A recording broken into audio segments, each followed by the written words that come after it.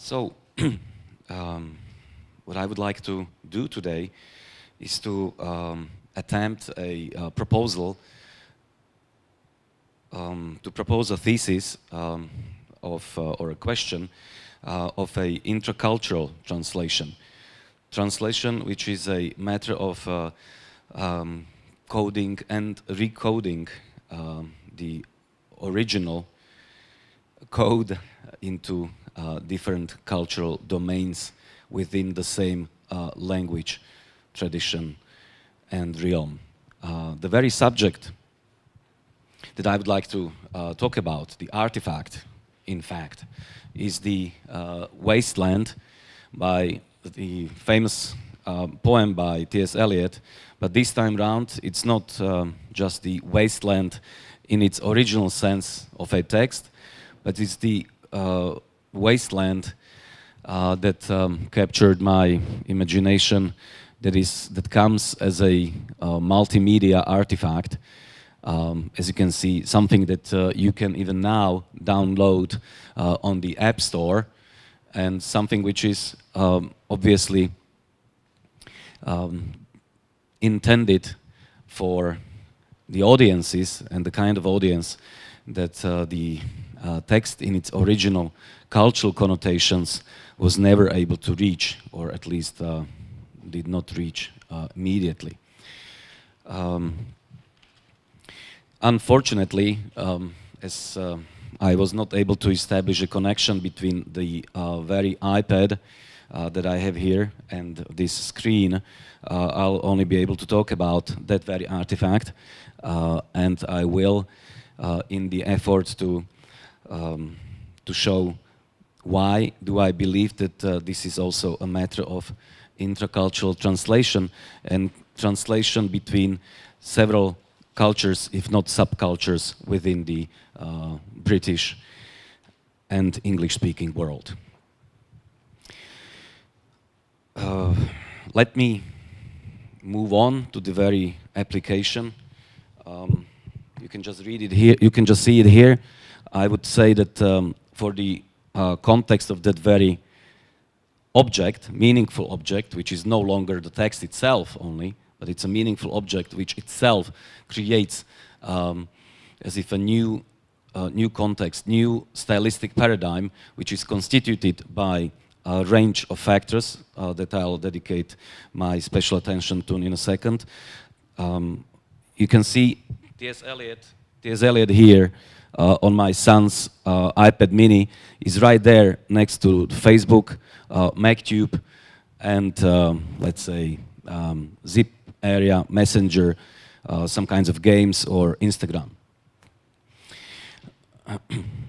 It's very important to know something about the very application, because it's no layman's work. This is an artifact which was created by collaboration or in collaboration of the Faber and Faber, of course the same publishing house that Eliot himself had been associated with for decades. And of course it's also the very traditional, or something which is deemed traditional in the UK context. Traditional is sometimes a publishing house, but this is done in collaboration with the so-called Touch Press, the company which claims it is actually inventing literature for the 21st century audience. And we need to pay special attention to this. The very product, when it was launched on the App Store, was no ordinary thing. It was a hugely acclaimed phenomenon, which received sizable reviews in leading newspapers. Not every application, of course, not even a literary application would ever receive such a major attention in the likes of The Guardian, as you can see right here, Daily Telegraph or The Telegraph, Toronto Star, or other major Anglo-Saxon newspapers. So what I'm trying to say is that the very Intracultural Communication Act as if reintroduces the very work which is no longer identical to the original work. It's the translated work to the 21st century. So now let me come back to the very application. As we know, when it was originally published in early 1920s, The Wasteland had for long struggled with critical, or the, so to say, struggle between critical acclaim and critical misunderstanding, and was considered quite elitist and not necessarily embraced by broad sections of the population or by the broad range of cultural patterns in the UK or overseas for its, of course, for its primarily hermetic quality of sorts. Yet, this very application features a range of voices that actually recontextualize or translate the very connotation, cultural connotation of the original text to completely different domains. Let me use just one above all. It's, for instance, Frank Turner, a name, former hardcore punk band frontman, who actually shows in the application, he shows a tattoo that he had made on his forearm, actually a citation of the Sibylla quote that T.S. Eliot uses to actually introduce the very poem. So it's basically, of course, corporal, bodily, skin, as if you like, act of appropriation, and yet at the same time, Frank Turner, who himself converted to a folk singer, as the text says, and a lyricist, inspired by Eliot, which itself, of course, may be a bit of a cultural oxymoron, that you have a folk singer inspired by something like The Wasteland, but not necessarily. He himself, otherwise a very attractive man, has got several audio chapters or video chapters in that application, in which he actually creates a link between Bob Dylan and Eliot, for instance, which is, of course, in otherwise critical discourse would be quite unprecedented. And it's also due to the very nature and quality of this application that it can be highly inclusive. And yet at the same time, I would argue that the very application is not necessarily adaptation. Why? Because it also features, and it goes to great lengths and efforts to show the original typescript and manuscript in its full veracity. So, and the very text, the authorized text, is something like a holy scripture, which is never altered by one word. And yet, in itself, it is there as some kind of correlative, objective correlate, so to use Eliot's phrase, of course, for the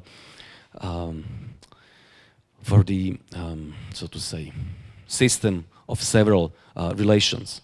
Amongst those, definitely worth mentioning, are facts such as there is a co-appearance of somebody like Frank Turner that I mentioned, together with the voice and personal appearance of a megastar named Jeremy Irons, of course, who himself reads the very text, and he himself brings, of course, also the very connotation of nearly Hollywoodian quality, and elevates the text to unprecedented contexts. At the same time, Aileen Atkins, who's a co-star with Jeremy Irons in this major reading. There's a number of readings, but in one of those really major readings, who happens to be, of course, a dame of the order of the British Empire, and that connotation is present there as well, together, right there, one click away from a hardcore punk band frontman, all right? And in the middle, or everywhere in that context, is what is there is, of course, this highly complex text itself. And that text itself is never altered by a click, by a second. It only, I mean, all of the application only as it follows the very text. And as the voices of these nearly Hollywood stars, some of them, including, for instance, Viggo Mortensen, who appeared in The Lord of the Rings, and once yet again brings another nebula of connotation by the very fact that it's him, is the voice. It's the voice of someone of the Lord of the Rings of the 21st century, who at the same time is there, not reading, but actually vocally embodying the very voices of the prophets of the past.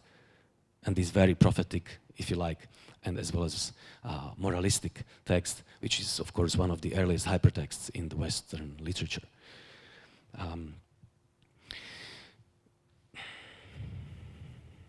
So, of course, this translation, if you like, intracultural translation, also establishes this arc of meaning from, let's say, the imperial Britain of the early 20th century to the post-punk, if you like, post-punk era of modern Britain, where BBC as itself, as a co-producer, of course, is no longer featuring the word imperial in its very name, yes, the former Imperial Broadcasting Corporation. Yes. So, of course, we could view this artifact as a hybrid of several cultural patterns and even languages.